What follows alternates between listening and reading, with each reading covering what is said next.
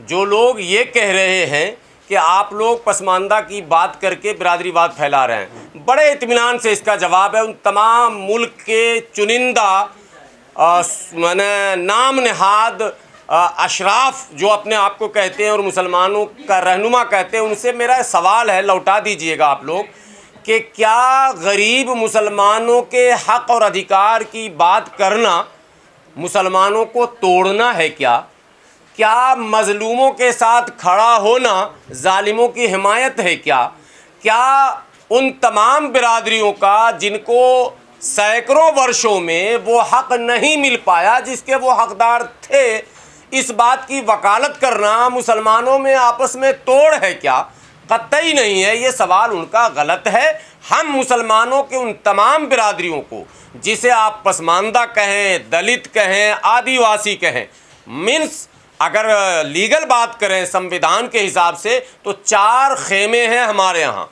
4 में general, OBC, SC और ST.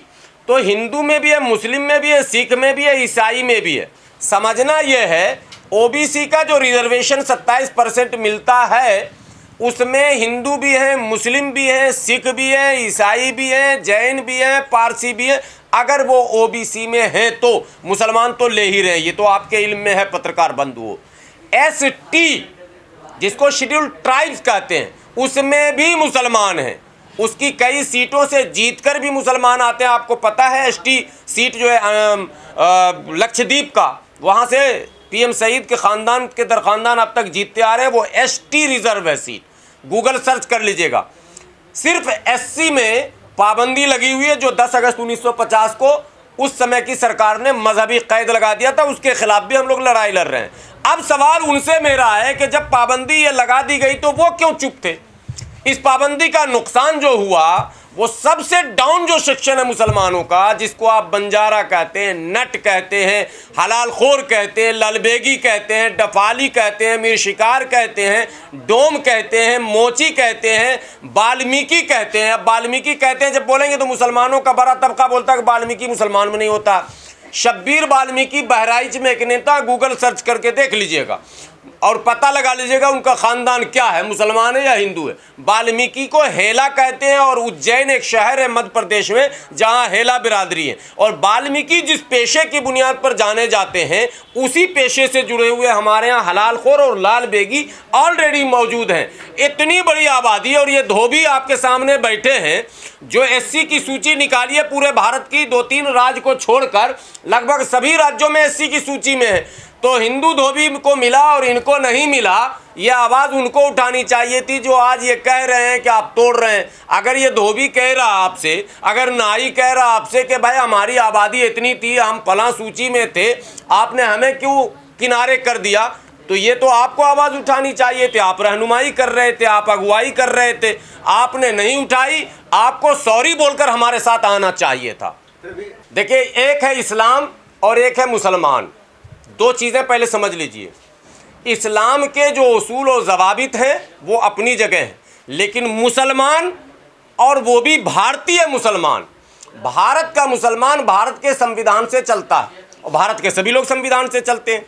Quran से कोई नहीं चलता, मुसलमान भी नहीं चलता है। मुसलमान यहाँ तक के जहाँ उनको कुरान से चलने की इजाज़त संविधान ने दी है वहाँ भी नहीं चल रहा।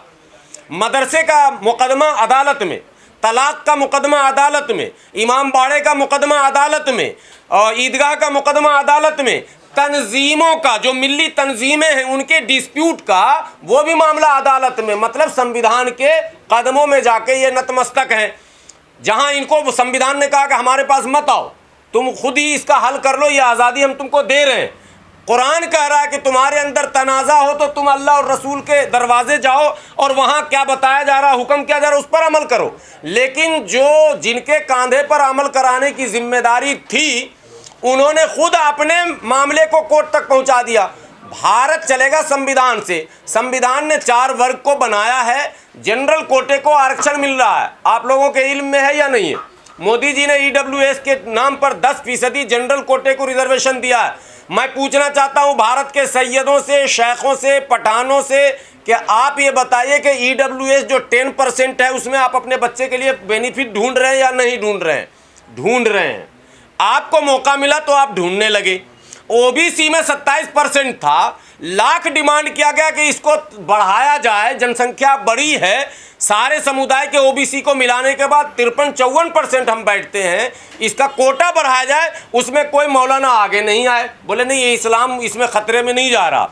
एससी का 15% रिजर्वेशन था, हम लोगों ने कहा कि नहीं पाबंदी हटाइए, अगर हिंदू दलित को दे रहे हैं तो मुस्लिम दलितों को भी दीजिए, हिंदू धोबी को दे रहे हैं तो मुस्लिम धोबी को भी दीजिए, तमाम जातियों को।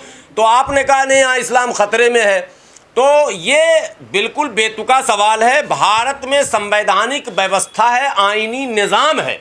आईनी निज़ाम में जो सहूलतें मिलती हैं वो मज़हब की बुनियाद पर नहीं मिलती हैं, वो बिरादरी की बुनियाद पर मिलती हैं, वो सेक्शन की बुनियाद पर मिलती हैं। और सेक्शन हमारा ओबीसी और एससी और एसटी है, इसलिए सेक्शन वाइज डिमांड होना चाहिए, ना कि मज़हब की बुनियाद पर डिमांड होना चाहिए। 3 घटना घटी है अभी लेटेस्ट।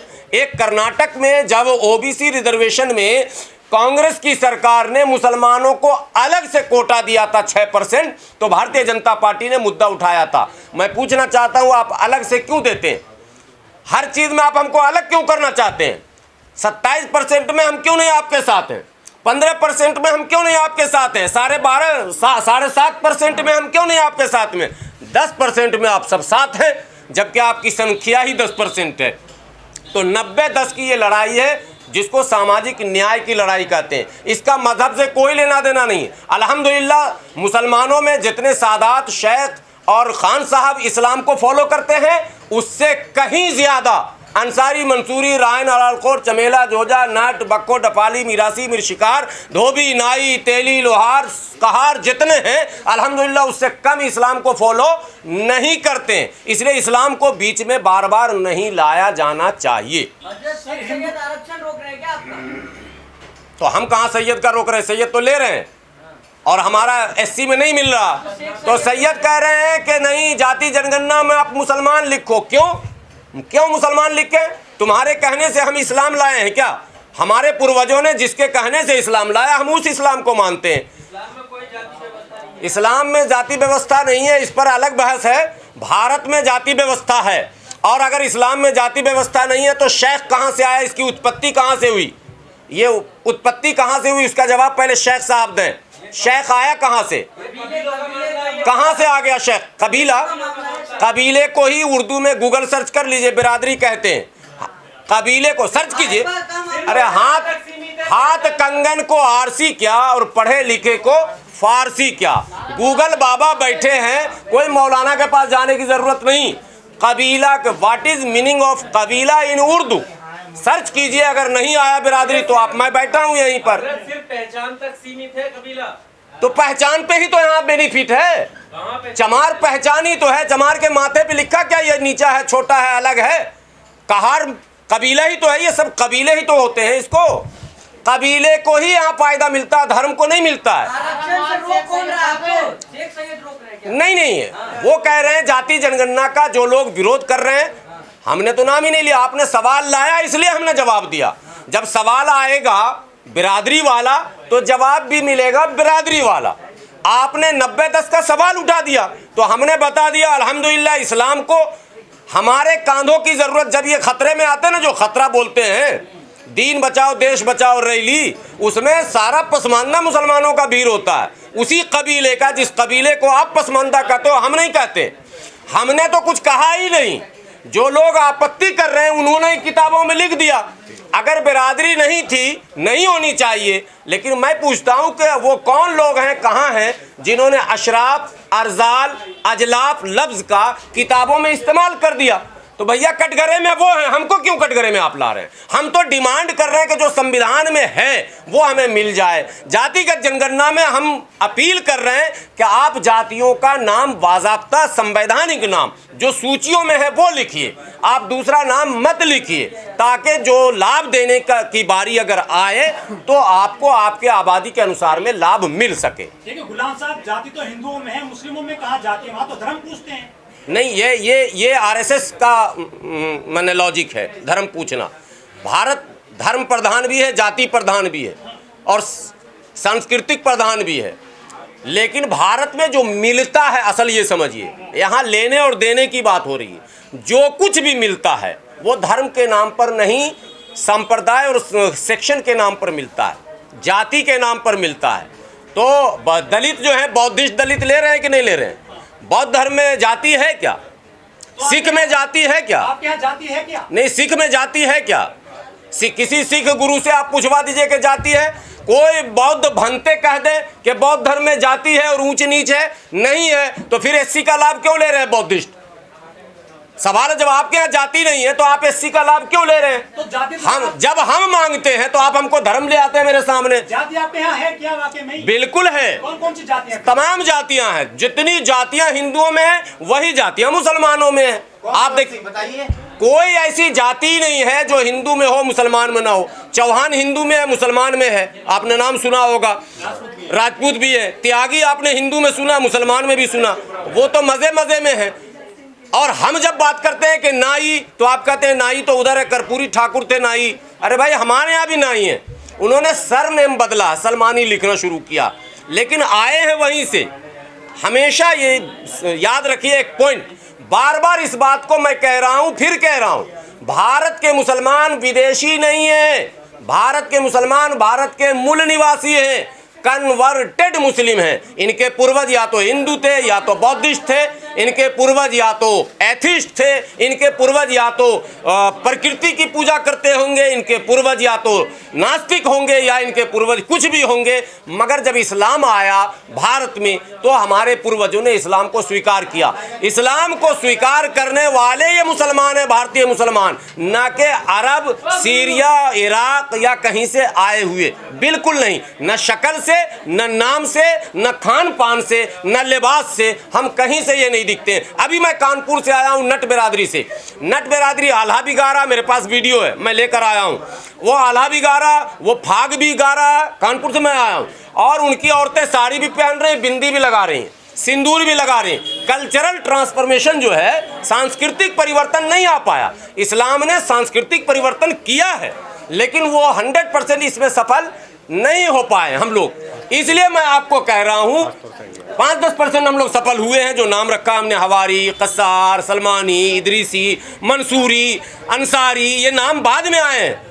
अंसारी का नाम आप लिस्ट में जाकर देखें, आज भी जुलाहा है। उनके तमाम जो पीछे के रिकॉर्ड हैं ज़मीन के, उनको भी आप खंगालेंगे तो जुलाहा आपको मिलेगा, कुंजड़ा आपको मिलेगा। बाद में राइनी इन्होंने सरनेम लगाया, कुजड़ा है। मंसूरी जो है वो धुनिया है, उनका धुनिया लिखा हुआ है। अरे लेकिन सर, हिंदुओं में तो मंदिर में घुसने दिया जाता है SC ST को।